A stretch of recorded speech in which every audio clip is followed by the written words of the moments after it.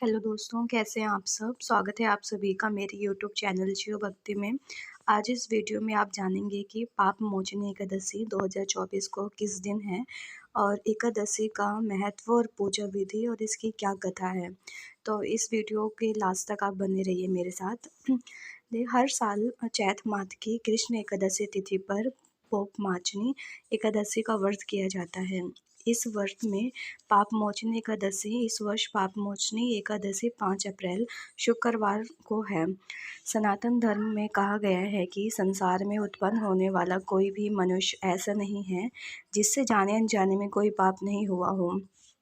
ईश्वरीय विधान के अनुसार पाप के दंड से बचा जा सकता है अगर आप पाप मोचनी एकादशी का व्रत किया जाए। धर्मशास्त्रों में एकादशी तिथि को विष्णु स्वरूप माना गया है। इस तिथि को पुनीत होने पर संसार के स्वामी सर्वश्रेष्ठ श्री हरि संतुष्ट होकर अपने भक्तों के समस्त कष्टों का निवारण करते हैं। बड़े बड़े यज्ञों से भगवान को उतना संतोष नहीं मिलता है जितना एकादशी व्रत के अनुष्ठान से होता है। आइए जानते हैं पाप मोचनी एकादशी का महत्व क्या है। तो पाप मोचनी एकादशी का महत्व पद्म पुराण के अनुसार जो मनुष्य पाप मोचनी एकादशी का व्रत करते हैं उनका सारा पाप नष्ट हो जाता है। इस व्रत को करने से उनका सारा पाप नष्ट हो जाता है। इस व्रत को करने से सहस्त्र गोदान का फल मिलता है। बड़ा ब्रह्म हत्या, स्वर्ण चोरी, सुरापान और गुरु पत्नी गमन जैसे महापाप भी इस व्रत को करने से दूर हो जाते हैं। अर्थात यह व्रत बहुत ही पुण्यमय है। जानते हैं कि पाप मोचनी एकादशी का पूजा विधि क्या है। इस व्रत में भगवान विष्णु के चतुर्भुज रूप की पूजा की जाती है। व्रतों को एक बार दशमी तिथि को स्वात्विक भोजन करना चाहिए।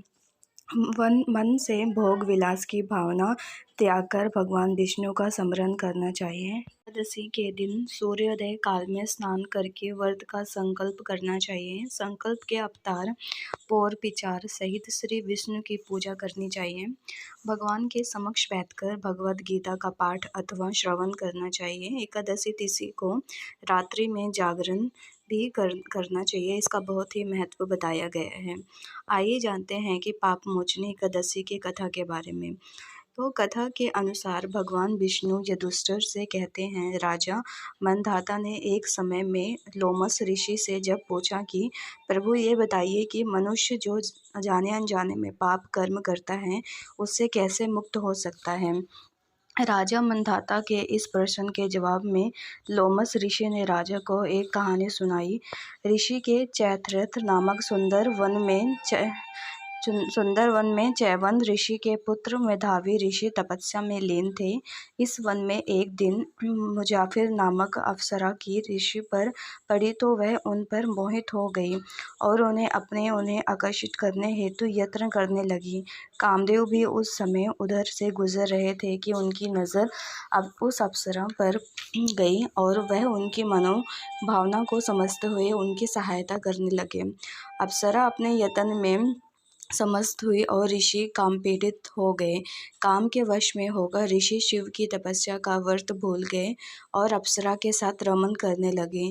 कई वर्षों के बाद जब उनकी चेतना जागी तो उन्हें एहसास हुआ कि वह शिव की तपस्या से विरत हो चुके हैं। उन्हें तब उस अप्सरा पर बहुत क्रोध हुआ और तपस्या भंग करने का दोषी जानकर ऋषि ने अप्सरा को पिशाचिनी होने का श्राप दे दिया।